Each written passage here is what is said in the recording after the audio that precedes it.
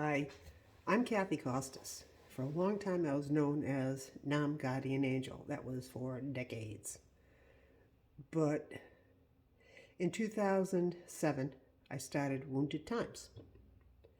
And that was dedicated to veterans and their families, and then it expanded into first responders. In 2017, I started PTSD Patrol. Now, you might be wondering why I always film in my garage. That's because that's where my vehicle rests. Now, there's a reason for this. Everyone drives a different type of vehicle. Some people drive cars. Some people drive an SUV, like me. Some people drive trucks. And some people drive motorcycles, like my husband, who has a Harley. We all have different vehicles. But each and every one of us knows how to get that vehicle to do what we want it to do. We know all the basics. We know how to switch gears. We know how to accelerate and how to stop. And we know what it needs. We know it needs gas. We know it needs air in the tires, fuel, for oil. We know all the stuff it needs.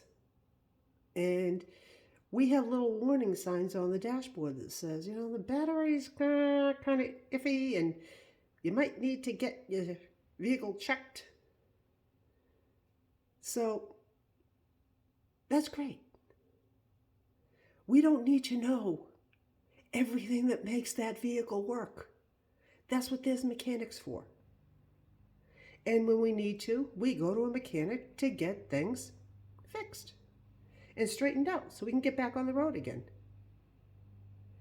Now, the thing is, everybody knows a lot more about the vehicles they drive than the vehicle they live in.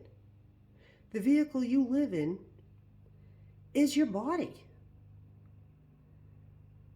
So why is it that we don't understand how we work, how we actually control the road that we are on? We don't have warning signs on our dashboard. We don't acknowledge the fact that our battery needs some recharging, or that we need more fuel. We need the wipers replaced once in a while. We just don't acknowledge how it works. But you control where you go in the vehicle you live in. PTSD Patrol is to help you understand more about the vehicle you live in, especially if you're dealing with PTSD. Now, there's so many different factors that play into PTSD, but I just want to cover the biggest ones of all. First one is you survived. You survived whatever set off PTSD, and you wouldn't have PTSD if it didn't happen. There's an argument on what the rate of PTSD is, but for decades it was 1 out of 3. So you take 3 people experiencing the same event, one of them will probably end up with PTSD. There's different levels of PTSD, just like there's different causes of it. It's always after trauma. The term post-traumatic stress disorder is the explanation of it. Post means after. Trauma is Greek for wound. You know what stress is. And disorder, a lot of people get kind of offended with that term. All that means is things get out of order, but you can put them back into order again. So don't get offended with the term. Don't let anybody try to add that stigma onto you about you have something to be ashamed of, because there's nothing to be ashamed of being a survivor. I survived over 10 events myself, and I'm not ashamed of that. I'm not ashamed of asking for help when I need it. I'm not even ashamed to admit that I had mild PTSD as an expert of PTSD and no one knew it. Yeah, I know. Mine was a really weird form of it where it was after my ex-husband tried to kill me. And then he stalked me and my current husband when we first started out for a lot longer than I thought he did. And that ended up causing nightmares, flashbacks, panic attacks, the works every time I heard a muscle car engine rev. But it passed pretty quickly. So I didn't acknowledge that as PTSD until I was talking to my daughter last year, and we were talking about the pandemic and what happens with the pandemic and stress and trauma and the works. And she goes, wow, you never told me you had PTSD. I said, I didn't. She goes, what do you think you just told me? And I went, oh my God. I saw 2 therapists and they didn't see it either. So the other thing to keep in mind is that PTSD is not a contest. I was so focused on my husband's PTSD that I didn't even acknowledge mine. So if you're with somebody who has PTSD and so do you, and you're in a support group, understand that they are not going to be competing with you.